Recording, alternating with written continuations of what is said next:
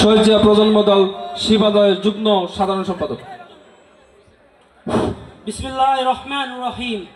আসসালামু আলাইকুম ওয়া রাহমাতুল্লাহি ওয়া বারাকাতুহু। আজকে উপস্থিত আমাদের মাননীয় সভাপতি জনাব আকবর হোসেন বাবলু ভাই এবং যারা মঞ্চের সামনে উপবিষ্ট আমাদের সকল নেতাকর্মীকে জানাই সালাম ও শুভেচ্ছা। আজকে জানেন স্বৈরাচার ফ্যাসিস্ট শেখ হাসিনার বিরুদ্ধে জুলাইয়ের গণঅভ্যুত্থানে এই দেশকে স্বাধীনতার এক সূর্য উন্মোচন করেছেন। যারা শহীদ হয়েছেন তাদেরকে আত্মার রুহের মাগফিরাত কামনা করি জানাই। আজকে আমরা এমন এক ব্যক্তিকে পেয়েছি যিনি সুশিক্ষিত সুশীল সমাজের একজন নম্র ভদ্র দুর্নীতি মুক্ত একজন মানুষ, আমাদের আদর্শ জিয়ার হাতে গড়া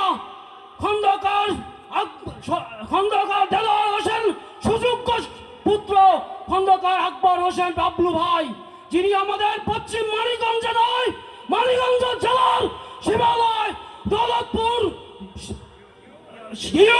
তিনটি উপজেলার আমি আমাদের অহংকার। তিনি আমাদেরকে আমাদের হাতকে আমরা শক্তিশালী করব।